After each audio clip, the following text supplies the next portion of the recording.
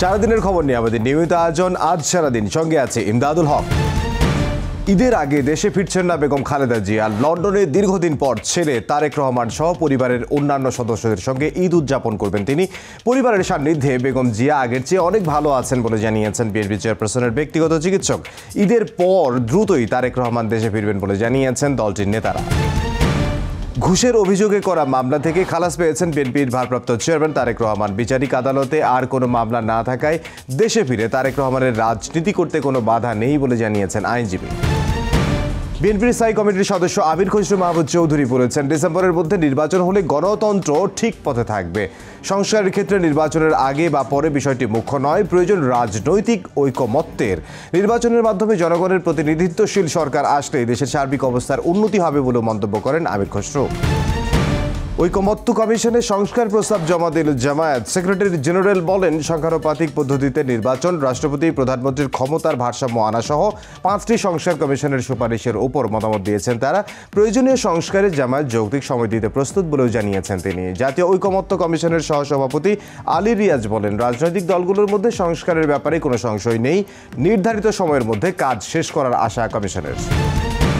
ফিলিস্তিনিদের উপর ইসরায়েলের বর্বর হামলার প্রতিবাদে মানববন্ধন করেছে ঢাকা বিশ্ববিদ্যালয় শিক্ষকদের সংগঠন ইউনিভার্সিটি টিচার্স কনসোর্টিয়াম। মানববন্ধনে ইসরায়েলি পণ্য বর্জনের আহ্বানও জানানো হয়। বিশ্বজুড়ে মানবতার কথা বলা হলেও ফিলিস্তিনের মুসলিমদের উপর আক্রমণে জাতিসংঘ সহ পশ্চিমা রাষ্ট্রগুলো নীরব ভূমিকা পালন করছে, যা অত্যন্ত দুঃখজনক বলেও মন্তব্য করেন মানববন্ধনে অংশগ্রহণকারীরা।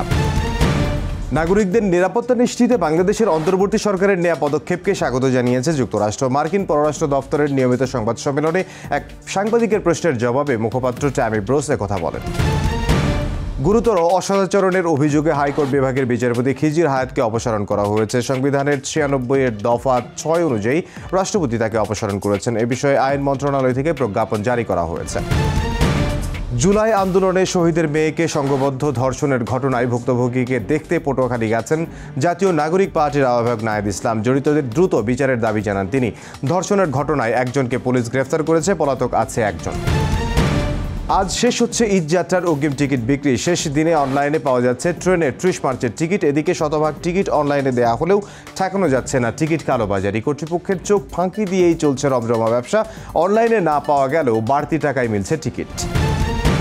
গাজায় বিমান হামলার মধ্যেই নতুন করে আবারও স্থল অভিযান শুরু করেছে ইসরায়েল। নেতানিয়াহু বাহিনীর বিমান হামলায় নারী ও শিশুসহ আরও 71 জন নিহত হয়েছেন। ইরানের গণমাধ্যম জানায়, ইসরায়েলের হামলায় দুদিনে উপত্যকাটিতে মৃতের সংখ্যা বেড়ে দাঁড়িয়েছে 970 জনে। রাশিয়ার প্রেসিডেন্ট ভ্লাদিমির পুতিনের সঙ্গে ফোনালাপের পরদিনই ইউক্রেনের প্রেসিডেন্ট ভলোদিমির জেলেনস্কির সঙ্গে কথা বললেন মার্কিন প্রেসিডেন্ট ডোনাল্ড ট্রাম্প। আগের তিক্ত অভিজ্ঞতার পর এবারের আলোচনা বেশ ভালো হয়েছে বলে জানিয়েছেন ট্রাম্প। সামাজিক যোগাযোগ মাধ্যম ট্রুথ সোশ্যালে তিনি জানান, রুশ ইউক্রেন ইস্যুতে সঠিক পথেই এগোচ্ছে ওয়াশিংটন। এফসি এশিয়ান কাপ বাছাইয়ের ম্যাচ খেলতে 24 ফুটবলার নিয়ে ভারত গেল বাংলাদেশ দল। প্রথমবারের মতো লাল সবুজ দলের সঙ্গে বিমান ধরেছেন হামজা চৌধুরী। ভারত থেকে জয় নিয়ে দেশে ফিরতে চান তপু সোহেলরা। এই ছিল আজ সারাদিনে।